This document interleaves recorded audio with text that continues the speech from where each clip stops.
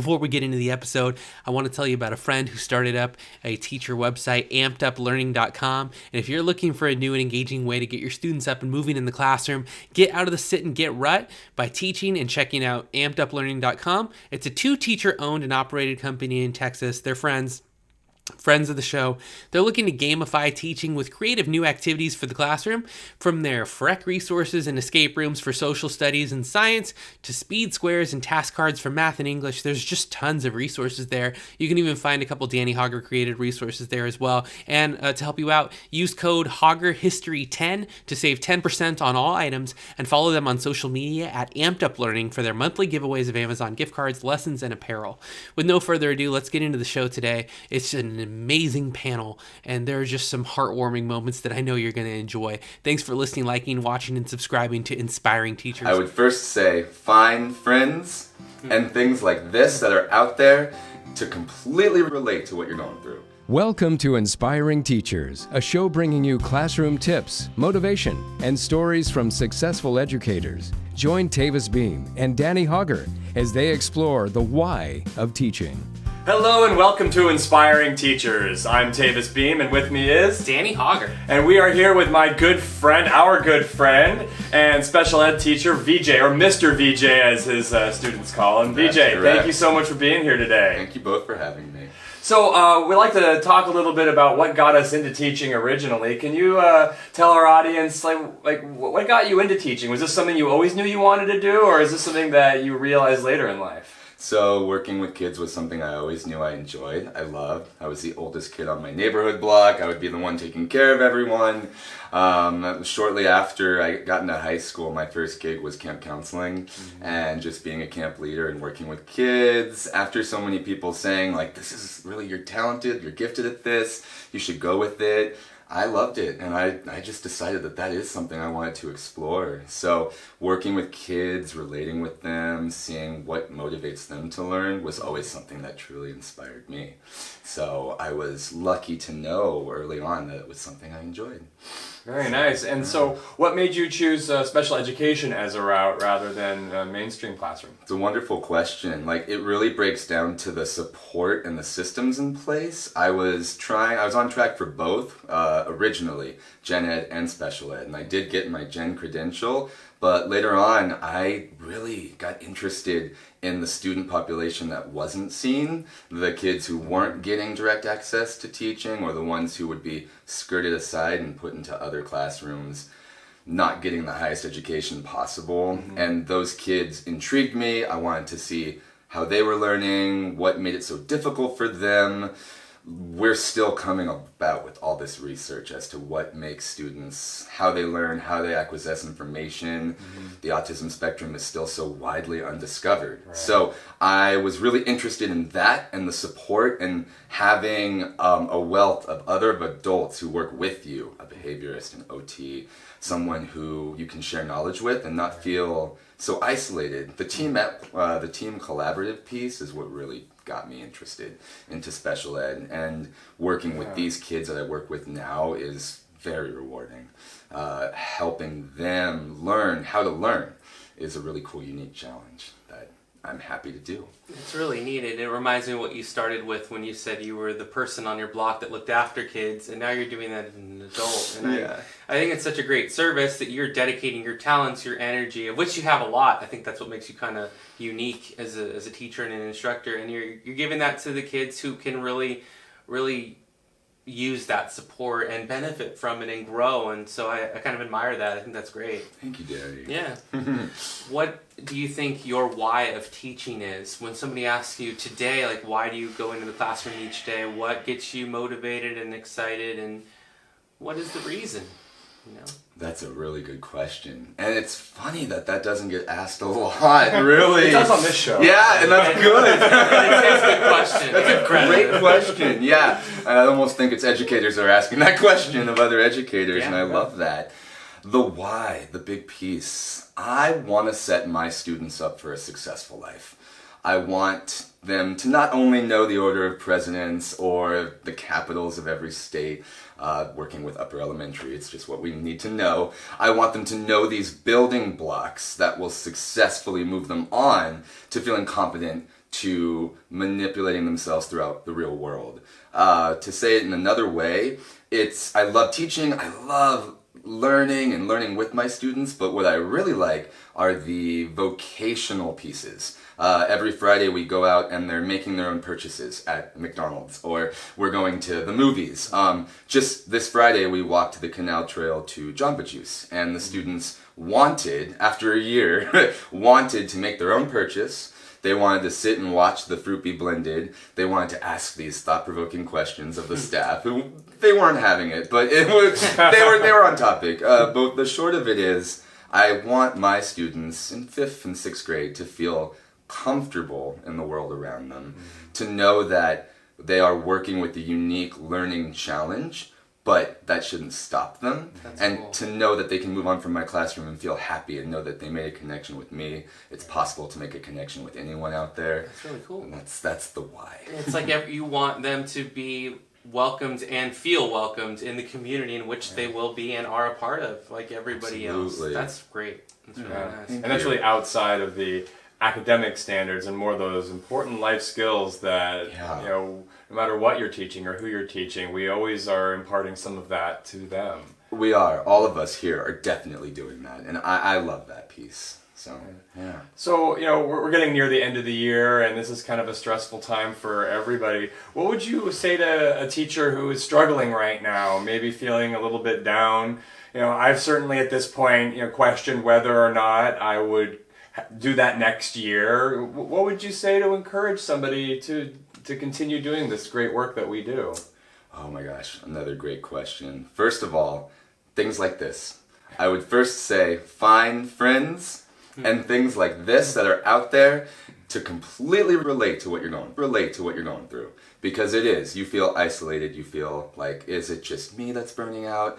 I had these tough kids this year. They've graduated. And now I have a tough set coming up in fall. That is very hard. But if you can find friends, family, other inspiring motivators that get you interested and reinvigorated, that's one big great way to do this, but also just self-care. You really need to, at the end of the day, think about yourself, how you can make yourself feel present and better and ready to be with these children, whether that's working out, going out on a hike, having the weekend to unplug. Don't take your work home with you if you can help it. And just be very mindful about your own feelings and reassess, like, is this for me? It is, but I need to take care of myself first. I was taking so much work home a couple months ago, and that just wasn't helping.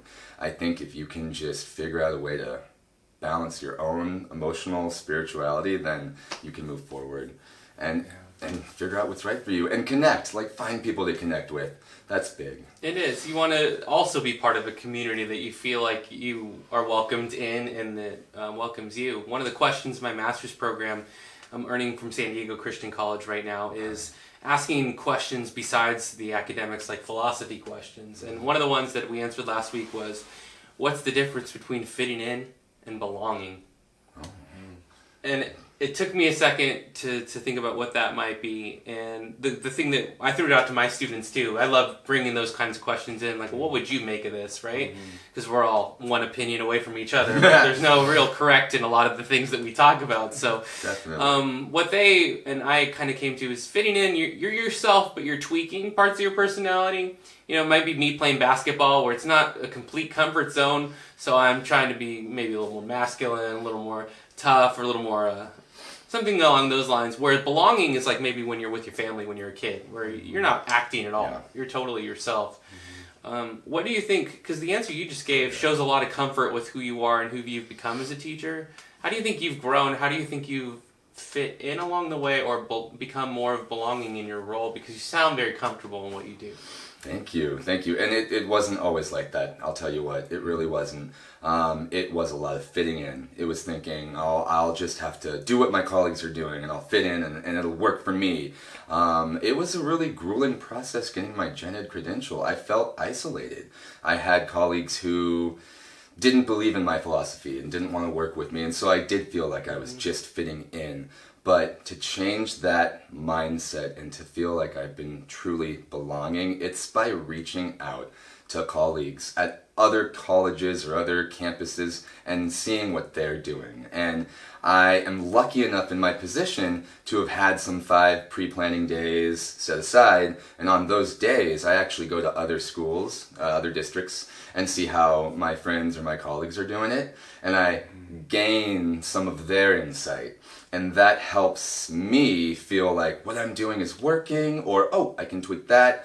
And it becomes just easier. I do feel like I'm fitting into my role now. And my students see that, and they're comfortable. And when I hear things like, they're waiting for me to show up after recess to do this with them or come hang out, I know that I can balance hanging out with them, going out, playing recess, listening to what's going on in their life, and then balancing the educational piece too. That's, for me, that feels great. It's a nice blend, and it does feel like I'm fitting more into my role. I'm not just there 9 to 5 just to be there. I actually want to be there. So that's definitely key.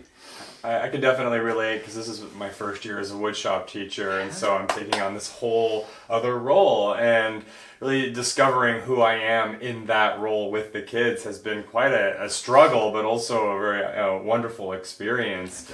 Because, to some extent, for the first few months, I'm playing woodshop teacher, because I don't know who this Tavis Beam as woodshop teacher is. And now, as I nearing the end of my first year, I'm starting to really feel and own the space. Because that room, that shop, was many of those kids' space before mine. Right? They had multiple classes and multiple routines and a different teacher with a different tone, and so really, really coming into your own, as you're saying. You're making me think your whole year is kind of a woodshop project. Yeah. Right? I mean, there's a sanding down where you're smoothing things out. There's some failing forward. There's maybe a splinter here or there, right? And there's probably sawdust all over the place at some point. Right? But you're forming it into a year that you've really refined, and it's coming along, and I'm sure you see that progress. Yeah, you see definitely. The comfort, I'm sure, is a lot more now than it was at the beginning of the year, right? Mm-hmm. A lot of the things I was scared of, or and by scared I mean genuinely fearful for the students' physical well-being. That one actually isn't as big a deal as this thing over here. It's whenever I tell somebody I'm a woodshop teacher, they're like, oh my God, you work with middle school kids and power tools? They don't want to hurt themselves. Yeah. It's just not really what they're into, But there are things that we do need to be concerned about, and we do need to be mindful of, I was on the job learning, really. And the fact that they have woodshop, that's fantastic in itself. It really is. I'm so fortunate.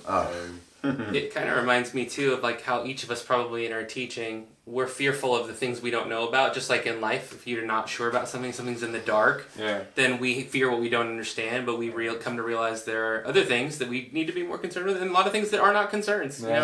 We go through and gain experiences. So with that in mind, I wonder, BJ, as you're joining us today, what are you working on at the moment that you feel like you're actively trying to improve on still, or a focus area that maybe you're thinking about? That's great. I have a perfect answer because I'm finishing my last year of the BITSA training anyway. Sure. So, if anyone's watching, as you guys know, you have succinct teacher things to work on. 6 of those succinct things, and I've been trying to dabble along in each one. But I do want to say that the assessing and reevaluation part is my biggest personal challenge. I take on a lot with these kids, and my population I'm consistently modifying across multiple grade levels. These kids' age might be just 5th grade, but their academic range can be from kindergarten to 7th grade. We all have this challenge, and for me the biggest challenge is making my lessons and my units work for all of them, which is good, but then bringing it back and looking at their performance, grading, assessing, and then figuring out where to go next. It is year 4 for me at this job, and it's still quite a challenge to see that and to be like, well, I can move forward now for most of these kids, but for these 3, they didn't get this. we need to support them again in another way and figure that out before they get too far behind. That's still a big challenge. And I'm learning, like I said, by looking at other people, multiple ways of how I'm getting these assessment datas to be the most beneficial for me and them, more than just a grade. That's growth. Oh, yeah. Meaningful growth. Yeah. And it's still something I'm working on. So each year is a little bit different. It is. Yeah. Yeah, that's great. But yeah, that's what I would say. That was a perfect answer. Now let's see how you do in situations where you don't have time to play. Yeah. All right. So the last thing that we're going to do today, and before I do that, I want to offer a tip for everybody, which we kind of do throw out. You're saying growth and assessment and data, and how are you going to form that to be better? And you're talking about the growth through the year and becoming more skilled in understanding your class. Maybe the tip for everybody too, for me, is to be rested this week, because I've found, like you said, when you take your work home and grind, it doesn't always mean you're doing better work. Sometimes by doing something fun together and having a good time, your mind thinks creatively, and that part of your brain is the part that comes up with a great idea that you wouldn't have had if you were grinding in the evening. So pretty cool, and I want to take that and let's turn that into a game then. So we're going to do the lightning round here, which we like to do when we have people in studio, and ask you a series of questions. First thing that comes in your mind, and don't try to filter too much, just try to go for it. I'll try not to put you in too many awkward positions, Please. But here we go. So VJ, this is the lightning round. All right. We can't afford any TV show themes. YouTube's been putting all the copyright strikes on things, so we don't want to play. Okay. It's fair. Your favorite hour of the day? Lunch, noon. That's quick. Yeah. You didn't filter that out. Going with lunch, your favorite food? Pizza. It's easy. Favorite book? Bantam Toll Booth. Favorite movie? Mrs. Doubtfire. Favorite TV show? Powerpuff Girls. Just came to me. I've been watching it. Favorite band? The Fray. Favorite way to exercise? You do a lot. Running. The trails. Just cardio. Favorite trail?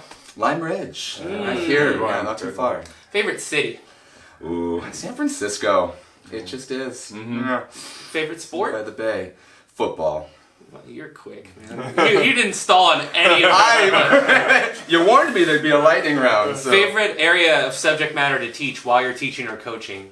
Favorite area? Okay. So it does blend with science. Science as a whole. Since it's elementary, it's a little bit of everything. Favorite person historically? Historically significant person. Oh my word. Favorite story? Well, Rosa Parks was the first thing that entered my mind. Solid. Yeah. I'm going to close out on that. Okay. You're thinking of answers faster than I can think of questions. Let's give him an A. And I'm going to give you an A for VJ. Gets an A in the lightning round. Our best performer on the lightning round so far, by far. Thank you. And I'm working with Rosa Parks and Civil Rights right now with my high school students. So super cool. What I learned this year, because I'm always learning with them, is that because of Rosa Parks, that's what really got Dr. King out from the pastorship into leadership. And that changed all of civil rights history. It's pretty cool. It really is. Pretty cool. So there's a lot of great stuff there. We appreciate you joining us. Thank you so much for being here, TJ. Oh, this has been an honor. Yeah, we really appreciate you taking the time to sit down with us and share yourself with our audience. Thank you. Yeah. It's been fun to watch you guys evolve in your program. Truly. Maybe one day we'll get the real lightning. I can't wait to come back to that. It's still going to be that. Yeah, that's fair. Well, PJ, we appreciate it so much, and I'm just so glad that we could have this time to talk with you. We'll see you hopefully again on another episode and track how your year's going for that. Until then, for VJ and for Tavis Beam, I'm Danny Hogger. Don't forget to like, share, and subscribe to our podcast on iTunes as well. A lot of great stuff. Thank you, Amped Up Learning, for supporting our show, and we'll see you next time on Inspiring Teachers. Class dismissed. Thank you.